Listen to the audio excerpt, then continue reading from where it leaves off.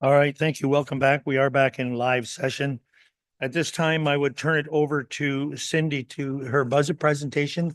And I would make comment, I've talked with Cindy about this as well. If we have questions as we go, excuse me, as we go ahead and please we'll answer those as we go. Cindy's good with that. So I think if you are, that's how we'll approach this. All right, so go ahead, Cindy. The floor is yours. Thanks through the warden. And yes, definitely, please, as we go, ask questions. I'm only doing budget highlights. So when we go through those as well, we can put the budgets actually up on the screen. If there's a department and you want to talk about a certain department, please ask us and we can make sure that we have that available to you as well as we're going through the presentation. So first of all, I just want to say thanks, and through the warden, in front of council is the draft 2025 budget document. Next. If you didn't notice, that picture on the very front is our new roundabout. So we're just trying to show that off. So this is the agenda. So I'm going to just walk you through the budget process, the link to the strategic plan, the current one, an overview of historical tax rate stabilization, key highlights from the draft 2025 budget as recommended by the budget committee, and then just end with a few slides on looking ahead.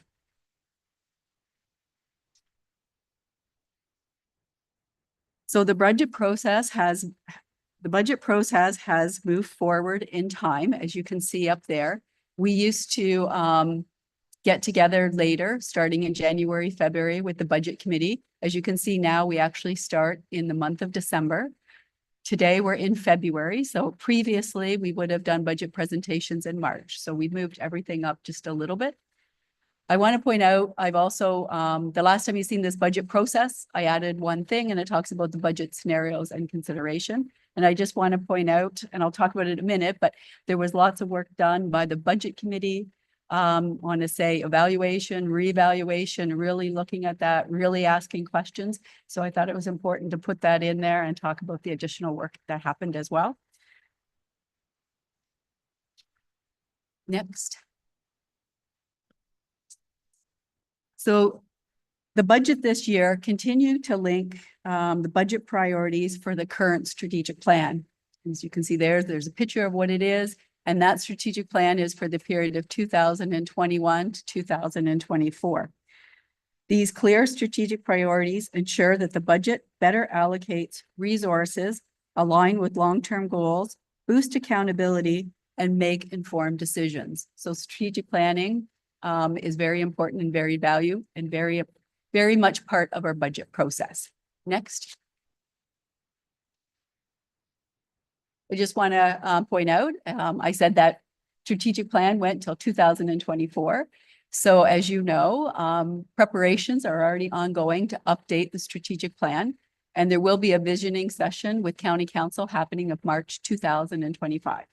Next.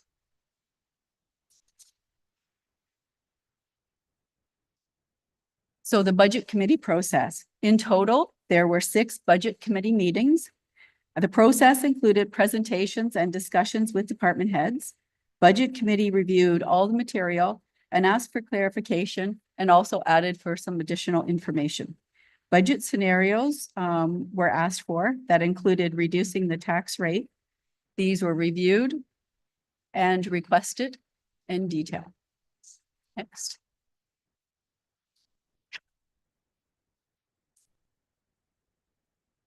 So I just want to point out, this is kind of just an overview. So Middlesex County is in a very positive financial situation, especially as it pertains to our tax rates, our reserves, and our use of debt. The draft budget as recommended from the budget committee does not utilize funds from the tax rate stabilization reserve. And this was very important to the budget committee. However, it does use 1.5 million from the projected 2024 surplus. I will point out this is a conservative number and uses 800,000 from the 2024 winter maintenance surplus. Next. This slide just shows you a comparison. I looked at the last 5 years of our budget increases. They averaged 3.4%. I compared that to the average CPI and then the average construction price index. As you can see, we're pretty on par with the CPI. Next. The other thing that we've talked about in the past, and we'll be coming to the next committee meeting to talk about tax rate comparisons, but the 2024 tax rate comparison with our neighbor counties show that Middlesex's tax ratios continues to maintain one of the lowest tax ratios. And this just outlines the residential, the farmland, the commercial, and the industrial.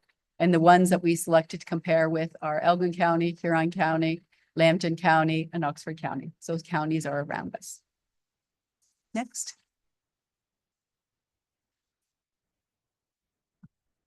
Middlesex County is also in a positive position with debt and reserve funds. As you can see, the county basically has no debt. We have the Strathmere Lodge debenture, and the last payment for that will be in January of 2026. And I just want to point out that projected reserves, so that's all of our reserves, have a balance of about $64.6 million. Per capita, this is in line with a lot of other municipalities. Next.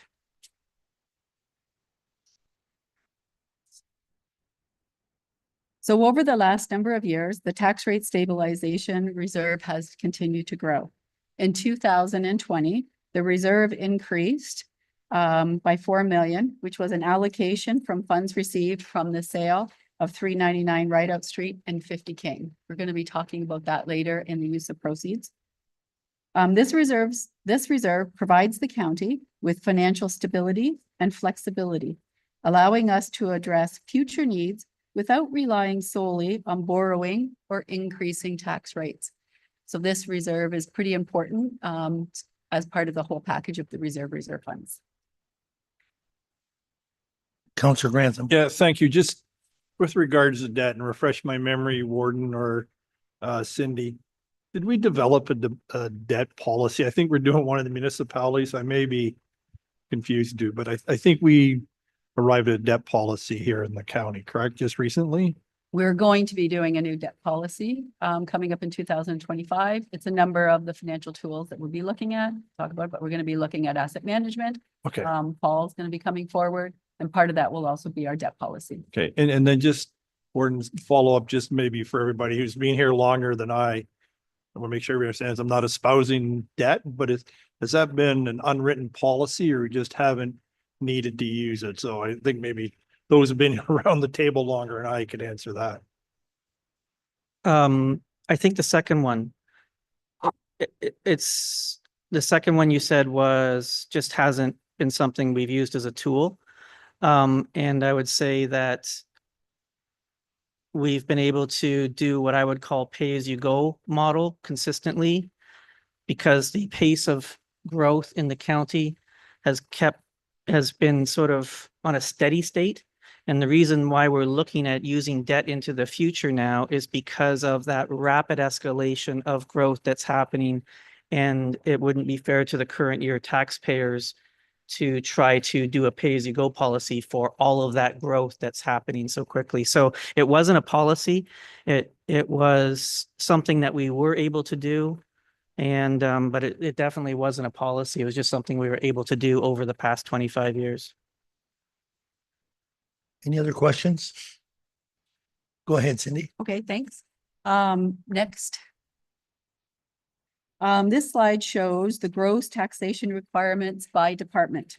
So when you take a look at this one, and Chris always tells me he hates these two slides when we compare them, but this one shows, for example, the MLPS, and you can see that's the largest budget when we look at the gross taxation requirements.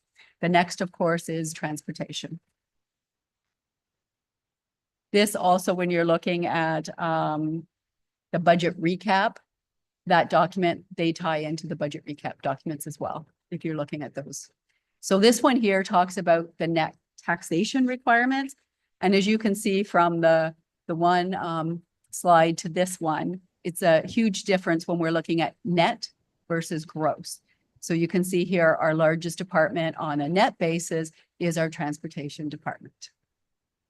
However, if you look at MLPS, it's still about 10% of this budget.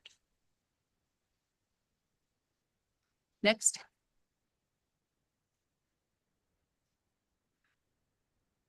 So the draft budget in front of council today translate to an increase of the 4.13. The residential tax impact per 1,000 of assessment is about $18 increase. The total operating expenditures is approximately 182.6 million, with net taxation requirement of approximately 58.2 million. The total capital investment is approximately 27 million. So this is kind of the budget at a glance. Next.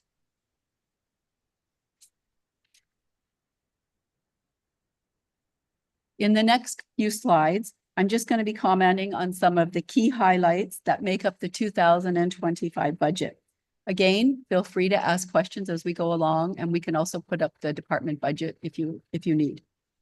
So the transportation budget includes an investment over 21.9 million in capital. This includes 13.3 million in road infrastructure, covering over 75 lane kilometers. It also includes 7.2 million in bridge infrastructure and special projects. In 2025, we were also able to utilize approximately 3 million from development charges. Next. So this slide shows you kind of, if I'm looking at a glance of transportation in the capital, this shows you all of the projects that are going to be underway. So you can see there's 3 special projects, including the Bryanston Garage rebuild.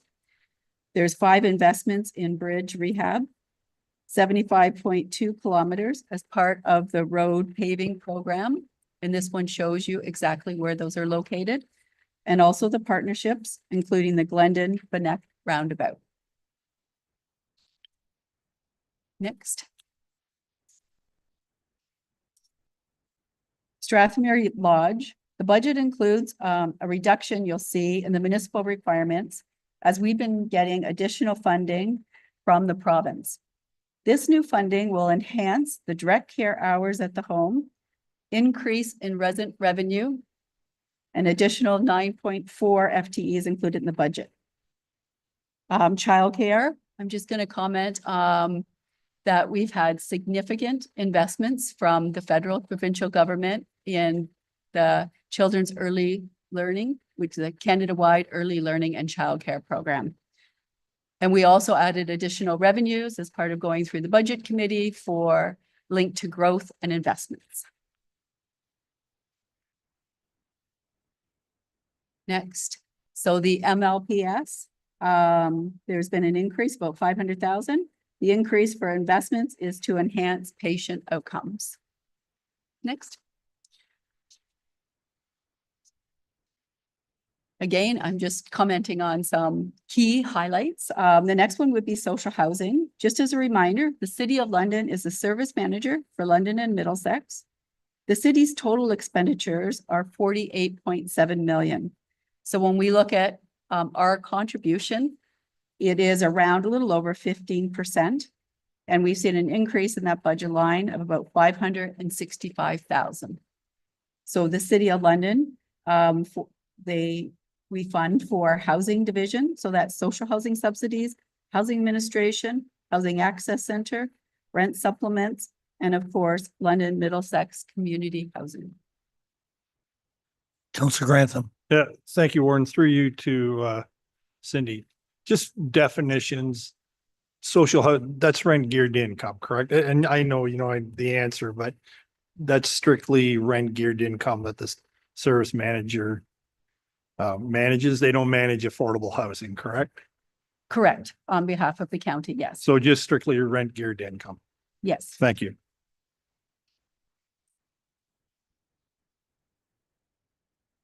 I will comment, there is some social housing subsidies that they do as well. Okay, I'll just be clear on that one. The next one is economic development. I know we've talked a lot about economic development. Kara came at the last meeting to give a presentation to talk about economic development. So the budget includes the funding for the implementation strategy for the potential establishment of an economic development corporation. Details of the budget are part of the business case included in the budget package. And the total net budget is approximately 1.2 million. And on this slide, actually, I showed the 2024 budget and then the proposed 2025 budget.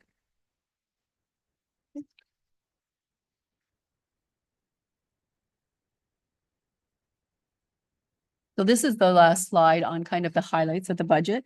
I want to note that the budget does not include the 30,000 for the SCORE membership and the 500,000 for the housing advocate funding that was put forward as a business case. Councilor Grantham. I don't know, would I address this to the budget committee or to Cindy, just the rationale for the non-inclusion of the housing advocate funding? And Warden, I don't mean to sound aggressive with that. I'm just curious as to the rationale, it's not including it. Do you want to go ahead on that, Cindy? Yeah, can I get you just to repeat the question? Sorry, Councilor. Just curious as the rationale for not including the $500,000 for the housing advocate. Thanks through the warden to the counselor. I think it was a number of initiatives are going on, and I think the conversation was about moving it into next year's budget. So as you know, between Paul and Dirk and the planning, there's been some work done on the federal housing accelerator fund. And we've also been doing some work on our homelessness fund, and we're kind of looking at a few initiatives where we can maybe work together and be able to do some work in 2025 that will advance some of that work. However, at this time, the budget committee, just given other budget pressures and where we're at, decided not to put this one forward. I'm not sure if Dirk, if you want to add anything to that or.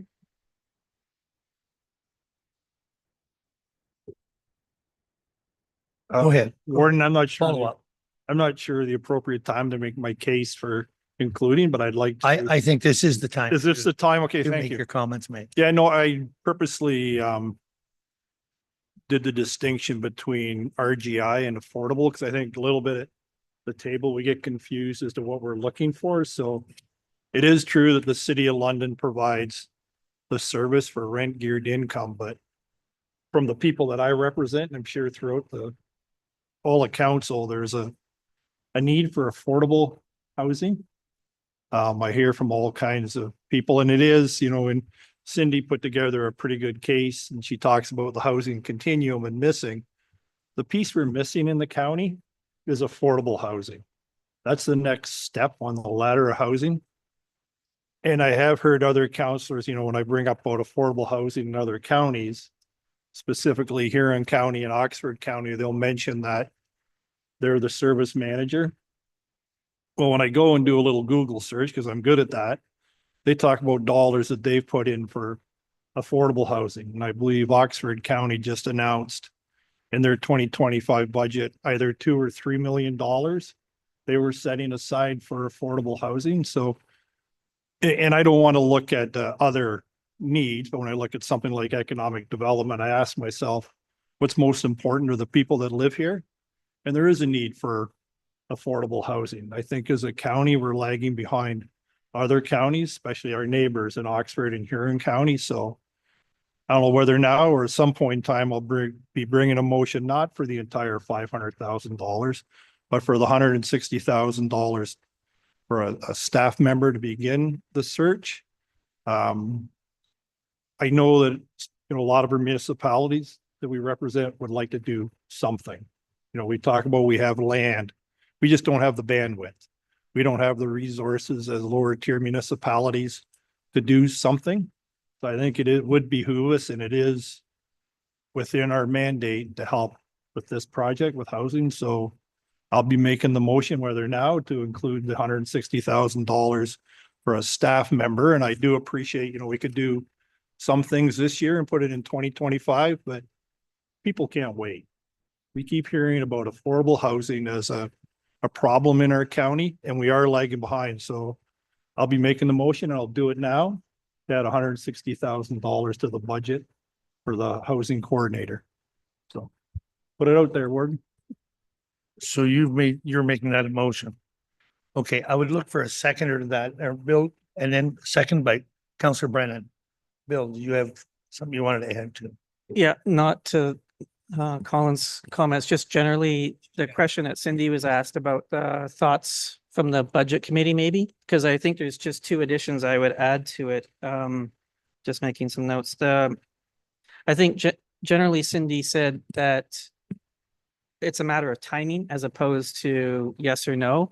And there's a number of things that are in flux. And so what are those things that are in flux? Well, one of those is the CMSM discussions are ongoing, so we don't know exactly how that's going to shape out and whether there'll be any impact here at all. It's unlikely, frankly, but it's still something that's in a state of flux that the committee is going to discuss with the City of London and talk to them generally about housing, and some of the challenges that you're talking about, Colin, will be talked about in those discussions, I'm sure. The other thing is just the Housing Accelerator Fund and what's going on with that. And so that was talked about a little bit at the Budget Committee too, because you said the lower tiers don't have the funding, and I agree with all that. But there is a movement afoot to maybe pool some resources to address some of these challenges in a different way. And we just didn't want to I think the idea was you don't want to have overlap of those types of things. So maybe if it's okay, Warden, could I just have Paul comment generally on those resources so everybody understands what that's about? Yeah, perfect. Paul. Through you, Mr. Warden. Four of our local municipalities were successful in obtaining housing accelerator funds. And there's a lot of common action items within those funding programs. And we've been working collectively with county planning staff and the local municipalities about how we can work collaboratively on those action items. One of them specifically is the affordable housing CIP. And the county, on behalf of three of the locals, has retained a consultant to do a landscape analysis across Ontario about affordable housing CIP components. And then bringing that back, obviously each local municipality would consider those individually. And then a supporting component of that is also the ARU guide, which again supports a diversification of the housing continuum. So that work has commenced and will be ongoing, and that, along with the individual work of one of our local municipalities, will kind of shape what that looks like. And now that will largely be local CIPs. However, much like the county has the CIP kind of refunding program, I don't know the appropriate name for it, where we basically repay local municipal CIPs. Theoretically, through that process, an avenue would come forward for county council consideration, and that was contemplated within Dirk and Cindy's original report as well. So I would just say there is funded work going forward on this that will provide a great landscape analysis and tangible action items to move forward on as well.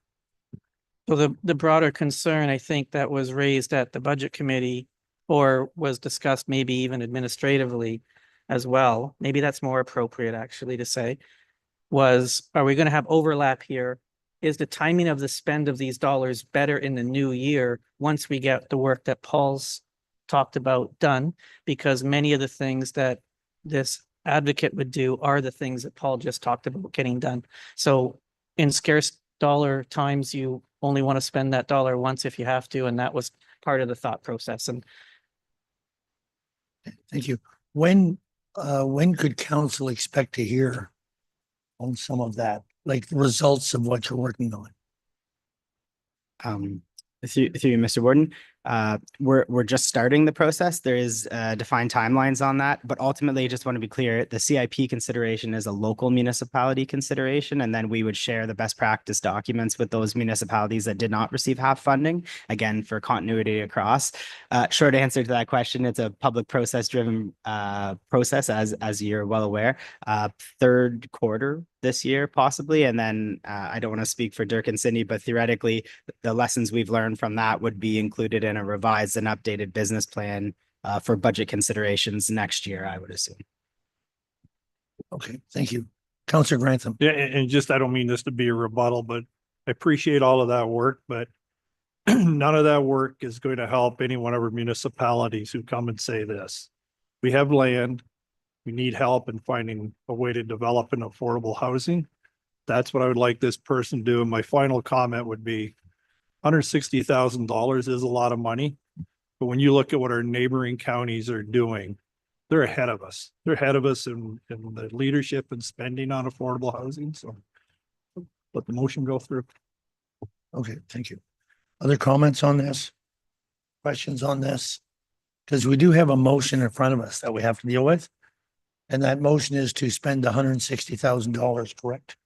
Oh, sorry, Councillor Smiber, sorry. Oh, it's okay, thanks.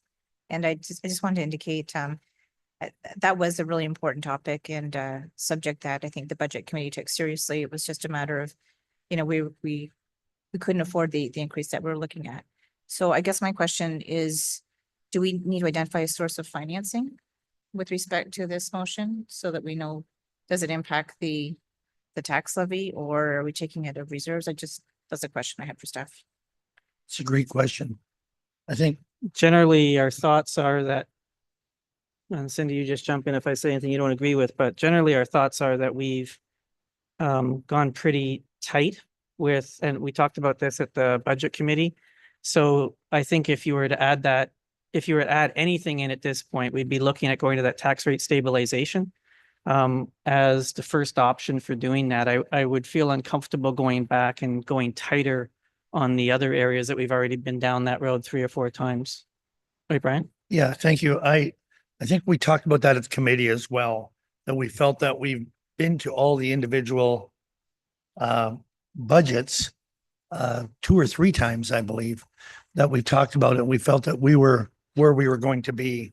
So I do agree with Bill's comments that if we're looking at funding this, we would look at tax rate stabilization as a possible option without interfering with the other budgets at this time. Okay, Councillor Clark. Would there be any consideration to possibly pushing this to the last quarter to see if it aligns with the work that's being done already? That's Warden, sorry, I forgot, I just remembered one other thing. And Sue reminded me of it with her question, is that we have done in the past, looked at our surplus that comes in halfway through the year and then looked at things that are more 3rd quarter and 4th quarter ready. So that's a great question because it reminded me of the other option to Michelle's question, which is I fully anticipate that your surplus is going to exceed what we have in the budget based upon sort of some of the new updates. We just don't know. And that would be something that you could look at if the surplus came in higher. And especially since you'd be down the trail a little bit to see what Paul's talking about develops. And you're not going to be able to hire someone until that time period probably anyways at this point. Okay, so the answer to Councillor Smiber's question is yes, there are other methods to pay for this without going into the tax, correct? Oh. Is that right? Not at the moment, but not at the moment because we have budgeted a certain amount for surplus, I would say. And that that's what we, officially think it's going to be, but you could look at that at the time period that Sue mentioned, which would be, 3rd quarter or even in the end of the 2nd quarter and see where you're at. And we've done this several times in the last couple of years, funded things that way. Okay, yeah, that has happened on other items that have happened. Okay, is there anything else? We do have a motion in front of us. Yeah, please put it on the screen.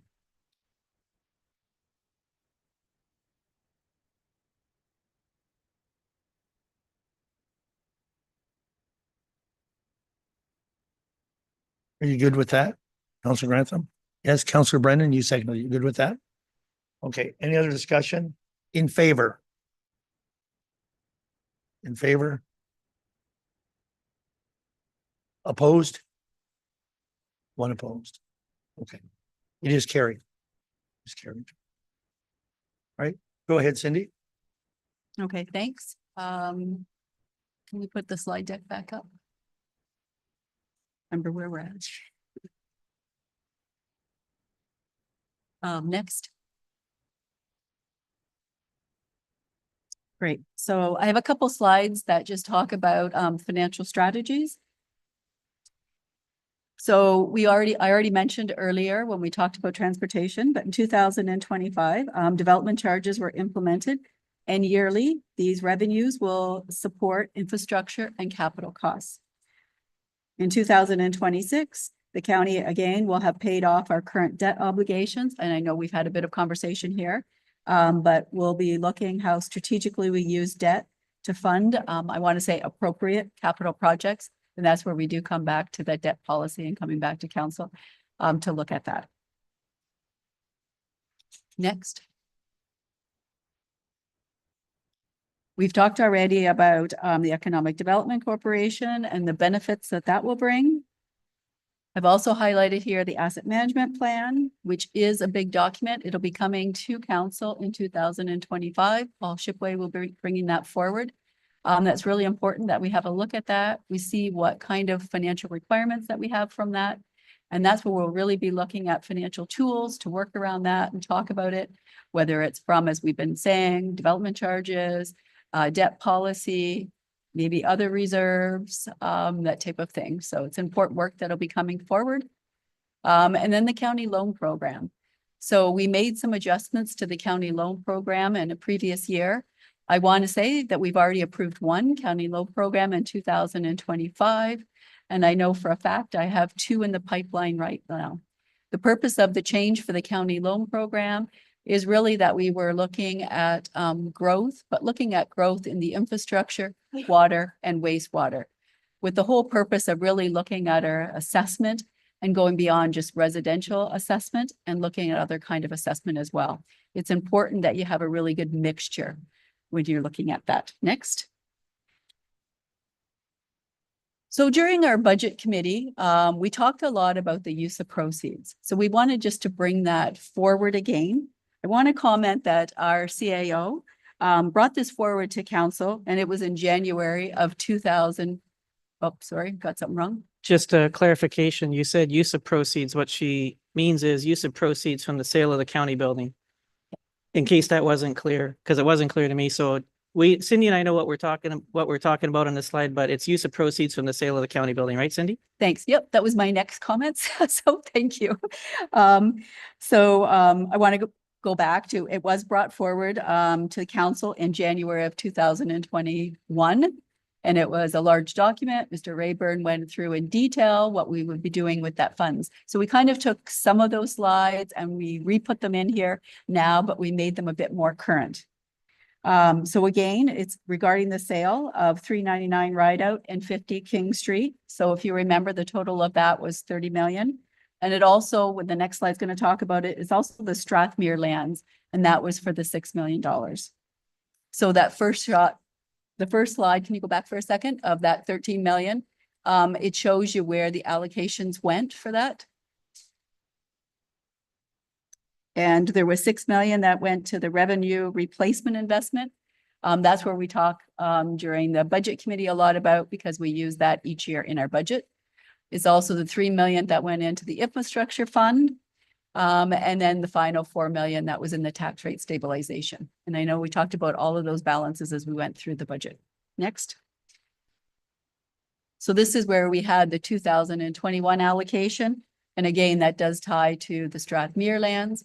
And that money, we put 2 million into the revenue replacement, 3 million into the infrastructure fund. And this is where we put 1 million into the new facility investment. Next. And I might have to throw this one over to Mr. Rayburn, but this is the last slide I have here. So the remaining projected allocation of the 17 million. So that's the outstanding amount owing from the sale of 399 Rideout and 50 King Street. Right. So Cindy, I'm not sure if you said it and I just missed it, but the purpose of putting these slides in here for council are twofold. Maybe there's more, but the first one is to make sure that you're reminded of the fact that these funds are coming and that you've received some and you have already allocated them some time ago. It's also to remind you that that was a long time ago. And you're going to have to look at those allocations again and make some decisions on them because you just are. You're going to have to take a look at that again at some point in time, right, Cindy? And think about whether you've got those allocated the way you would want to for 2025 versus 2020, which was a long time ago. And it is a significant amount of funding that will be coming in because at the budget committee, we talked about the size of our reserves, tax rate, reserve funds, reserves, the fact we have zero debt and changes. And we talked about all of this. And in talking to the warden and the budget committee, it was a good idea to remind you that there's also money coming in from the sale of the property that you haven't really thought about or discussed and isn't really accounted for in the budget yet. It's just more of an allocation as it comes in. Okay, Cindy? Absolutely correct. You did a great job with that. I'd say it's another one of our financial tools as we're going into our 2026 budget and some of the pressures that we're going to be seeing on us. We have the new building. Chris Trainey did a presentation at last council that talked about the new building. So we have a number of things that are in front of us that maybe look a little bit differently than they did in 2021 when this initially was looked at. So we just thought it was important. We were having lots of conversations at the budget committee about that. We also looked at, it's been a while ago since this was put in front of council. And we thought it was just important that you had a look at that and you're able to think about that as we move forward. So again, it's another tool that we have in our toolbox.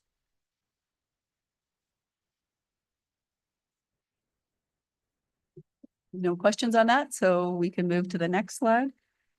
And the next ones are just a couple slides that just are getting us to think ahead, looking ahead. So I say one of the biggest ones, as we know, there's an election going on right now. We've had impact and we've had the province-wide assessment, which they've had no reassessment done. So we're still looking at the 2016 amounts.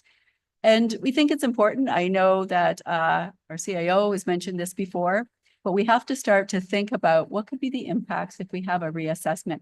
What are the impacts to our community and what does that look like? So it's just getting us to think about that. And as with this election, there is probably a good chance that in the new year, we'll start to see some movement on this reassessment and some changes happening. And so I've been trying to highlight this point for the budget committee, Brian, so I'll highlight it for everyone. This will be an impact upon Middlesex County more so than everywhere else, probably in Ontario, because you have had so much growth during the time period where there hasn't been reassessment. And it's even different in the urban settings that might be in the same category because you have such growth of like Brian, we'll just take your municipality where we're seeing, growth that's happening, that's doubling some communities. The volume of growth by percentage in our areas is massive compared to other areas around. So what does this mean? It means that the last time we had a major reassessment, many of us were in municipal government when that major reassessment hit, when the process changed. You had a lot of municipal challenges related to some winners and some losers. That's not the purpose of that doesn't matter to this budget discussion. What does matter to this budget discussion is any reassessment that happens that hasn't taken place since 2016 in a place that's growing this fast is going to dramatically shoot up the total assessment unquestionably. And you already are living in an extremely low tax rate environment by Cindy showed you just how low. In fact, I think your tax rate, the number I recall is like over the 25 years has gone down by 9% or something. It's like you're very low in your tax rate. When that assessment goes up, your tax rate compared to other areas that haven't grown as fast and haven't had as much new assessment and captured as much assessment is going to get even more rosy. So you're in a zero debt situation, you have high reserves per capita, and you have new money coming in that you haven't allocated 100% yet. And you're going to have a boost from this assessment that is really going to rocket you over in the next little while. You don't have a much more rosy financial picture than what she showed you in those slides. But at the same time, when we talked about the use of proceeds, you have to remember that we're going to try to start with the assessment management plan, asset management plan, to start allocating resources in advance to these assets. And you're going to have some costs because you are growing so fast for bridges and roads and culverts and all those other things that are going to have to be accounted for. So you've got the tools to do all of that, I think, going forward. Sir Clark. Yeah, through you, just to follow up on Bill's comments, that was one of the reasons why the budget committee did not want to take money, was one of the reasons from tax rate stabilization, because we felt that it'd be prudent to be properly positioned, that when that impact does hit, that we're able to weather that storm and relieve some of the burden to the tax base, to those that are going to be affected. Any other questions right now? See none? Go ahead. Oh, Councillor Mayhew. Just a statement, it's sometimes international events can affect municipalities. I've seen this, in COVID-19, even in the Trade Center when they were hit, for a period of time, economic, activity just stopped. And, with, the inevitability of tariffs coming in, that could affect our economy, particularly strong where Middlesex County is, because we lie within one of the biggest manufacturing and business sectors in southwestern Ontario. So that's something that we might have to keep our fingers crossed on. International events can affect small municipalities. And not only that, where we get in real trouble, Alan, is whenever there's big shifts in assessment between industries and sectors. So to follow on your tariff comment, we don't know what the impacts are going to be yet, but does it mean that the commercial and industrial assessments are going to drop and the agricultural assessments are going to rise by comparison, and they'd be required to pay a bigger percentage of the tax pie?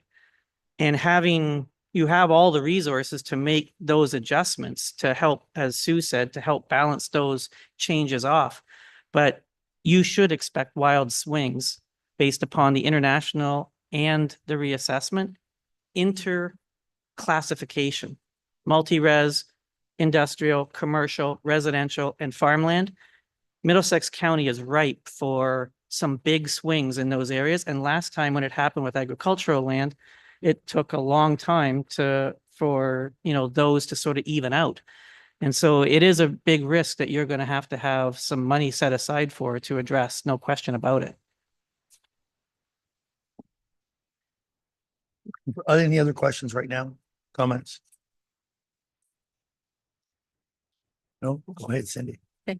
So we kind of go to the last slide, and it does tie into some of the things that Mr. Rayburn was talking about when we talk about population growth.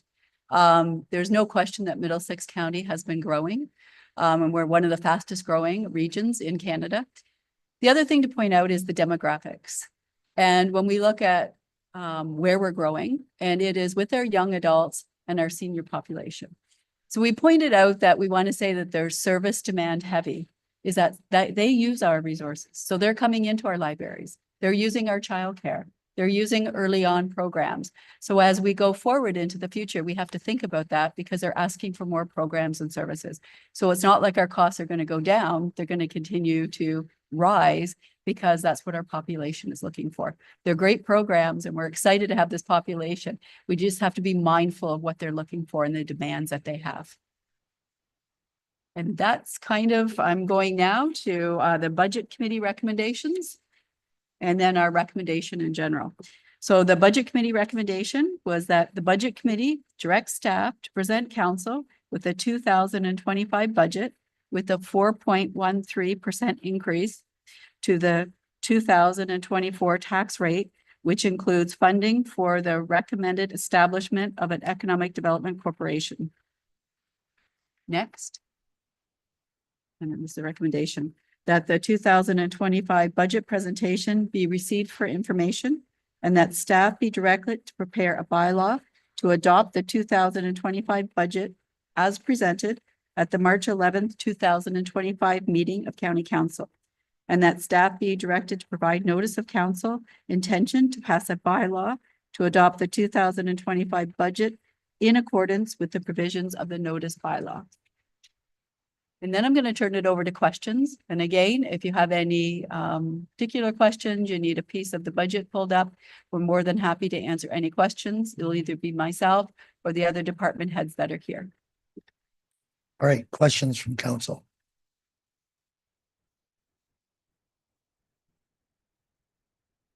No questions? Councillor Grantham? And just gonna ask through to the clerk, should we add the motion on there, the housing? Yes, app? well, Rebecca is just working on that right now. We'll just add it Okay, instead of thank as you. presented, it'll say as Yeah. amended. More of a statement, Warden, than a question. I just have to say, I'm not completely sold on the idea of the Economic Development Corporation. I'm not necessarily opposed. I don't have enough information and I have questions regarding, I did ask before about return on investment and KPIs and not to compare the two, but I need to. I know in the Housing Advocate one, there was a clear list of deliverables and KPIs to measure the success. I just don't have that same comfort with the economic development. I don't know whether to ask for a deferral of it. I'm not opposed to it. There's questions that haven't been answered in my mind as to exactly what are we going to get from spending that money. It was just a, No, I appreciate that because this is a big decision to make. There's no question. Cindy, can you pass on what the impact is if we didn't do that with the economic development? What does that affect to the tax rate? What's the impact? Good question. I'll have to come back to you. We did look at that during the whole process. It's could- approximately 300,000 to the status quo of economic development versus, You're right. It's close to, we did it with the, in the budget, she had the enhanced, economic development department. So when we took that and we put it to the current economic department with inflation, we reduced about 300,000. So if we want to put it, it's about 300,000. So I think my budget, if I have it right, it was 3.5 or 3.56.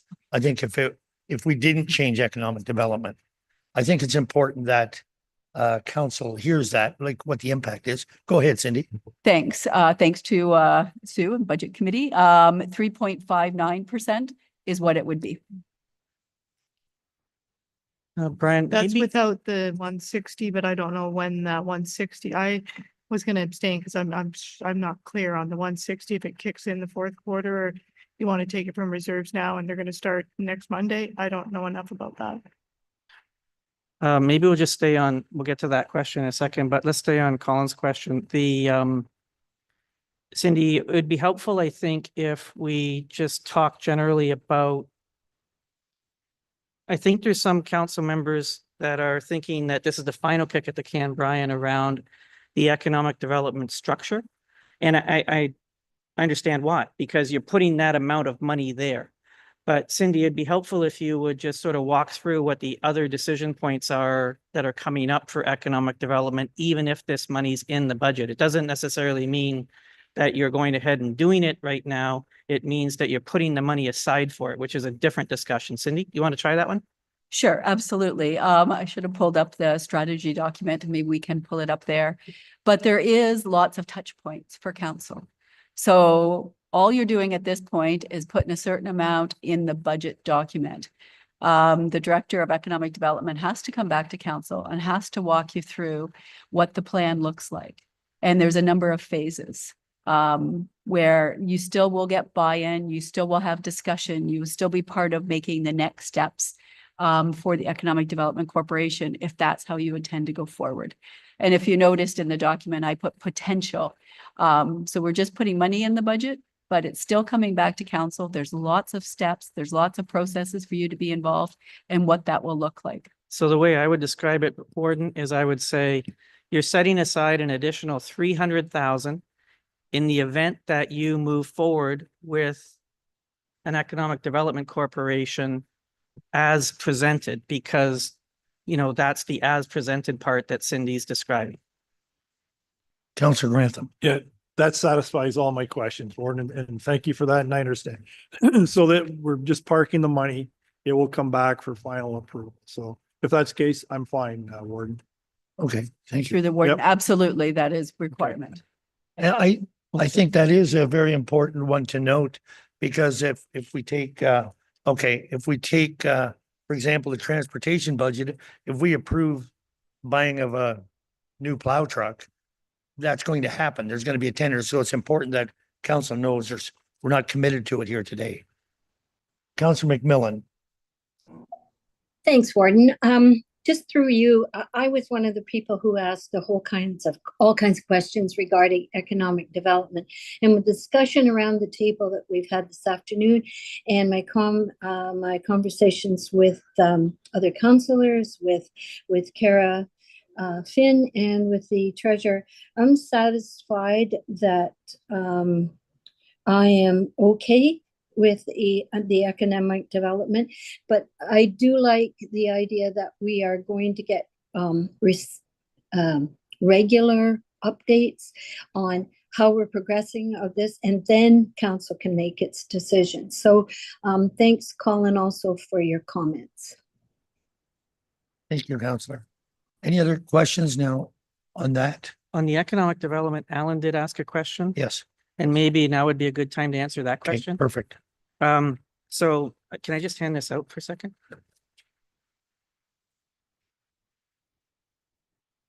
And then we'll get to Councillor Clark's question after.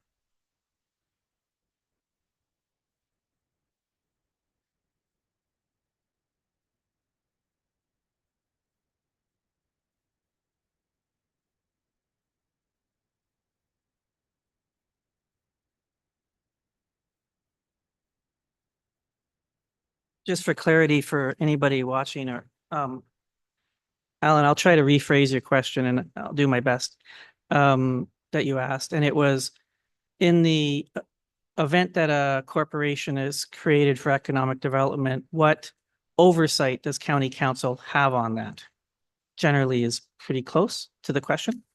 Yep. So I just took the liberty of asking Marcy to print off. This is from the consultant's report that I handed out, and it starts on page 24. It's not the whole report. It's just their recommended approach. So this is the best way to answer the question is it's really saying that it's looking at the governance options. So I'd point you to page 28. Which is board composition, because with any separate corporation that the county sets up, that is a separate corporation. It is a separate entity. You would have two types of controls, and unless someone else can think of another type of control you would have. You would have financial control in that you would be a funder, and you would have appointment control. So really it would be around appointing board members, and in the model that they presented, and again, this is subject to all kinds of discussion to Colin's question, but in the model that the consultant presented, it was 2 to 3 members of county council would be part of it. But the idea of the board that they recommended to you was that it would be an industry specific board that would be made up of people from different the directors would have different components based upon their experiences in the private sector. So to get to Alan's question specifically, you really would have with this corporation, the way it's designed to be developed by this consultant and the recommendation, which is all we have to go on right now, Brian, is you would have governance control in some folks from county council being there, but also you would be the ones appointing the people to the board. And then you would have financial control because you would be the primary funder of the board. So if something wasn't going right, I guess if you go to that sort of Titanic type problem, and if something's not going right, you would have the ability to either change the directors or pull your funding to the corporation would be the only controls that you would have. And from based upon the recommendations that are there from the consultant right now. And again, that's all subject to council discussion going forward. Any follow-up, Councillor Mayhew? Okay. Okay, thank you. Councillor Clark, you asked what was your question? Please. It wouldn't be appropriate now. You're talking about ACDev, so it's separate. I was going back to just a general budget question. With respect to, the motion that was passed for the 160. We don't have any context around that. And for that person to be effective, it looked like we needed 500,000 for that person to do their job. So if they're starting in the fourth quarter, I could see where those numbers might align up without duplicating, but that wasn't clear in the motion that was passed. So that's my comment. That's why I voted against it, because there isn't enough clarity for me. Okay. The motion has been passed, and I think it was left quite general as to the funding on it. We weren't going to put it actually into this budget as such, but it was left open. It sounded like it was coming from reserves in the motion. Correct. Yeah, so So it is it's in this gonna, budget. it'll come from the tax rate stabilization. Councillor Grantham. Yeah, I can answer the counselors where I got the number from. I looked, I don't have it up on the screen. There was, I think, 3 columns. One was strictly the salary. So that was what I took. But there were other initiatives that were in there, I think like CIP and a bunch of other things. So Councillor Clark, I thought it wise to get the person to start because there's a lot of work that could happen in advocacy. So I was strictly going for just the salary. All right, thank you. So other questions? Is there any other questions on the economic development portion at this time? Want to make sure that everybody's had those questions answered. Any other questions on the budget besides that at this time? Seeing no other questions. And you have anything to add, Cindy? No, other than, thanks very much to the budget committee. I thought it was the meetings were, very good. They were very in-depth and there was lots of really good questions. So I appreciate it. And as I always say, and I appreciate all the work that my staff does to get us to this point. Thank you, Councillor Grantham. I'll make the motion to approve the budget if you want to put the, Well, I didn't let's see get the any motion- other We'll get the motion back up. yeah. So just a minor wording change there. It'll say, instead of as presented, it's as amended. I would say as amended if it has the addition of the $160,000 on. Correct. That was the amendment that was made. That was the amendment? Okay, so That I'll was the make, only amendment we Yeah. made, but yes. okay, so I'll make that motion. Motion by Further. Councillor Grantham, Yeah. seconder, Councillor Mayhew. In favor? I'm sorry, was there a question in there? No? Oh, sorry, Councillor Smiber. That's okay. I know there's a motion already on the floor. I was kind of hoping that we could defer any action on the matter until we've had a chance to go into closed session. You're asking to defer the motion? I know- Councillor- Yeah, I would support that. I guess I can't discuss what was brought up and closed prior to us going into the budget, but I've been left totally confused by the general discussion that took place in the closed session prior to going into the budget. There were questions that were brought up that I wasn't aware of until today. And again, obviously we were enclosed. I can't talk any further on that. Okay. All right, we have a motion we have to deal with first.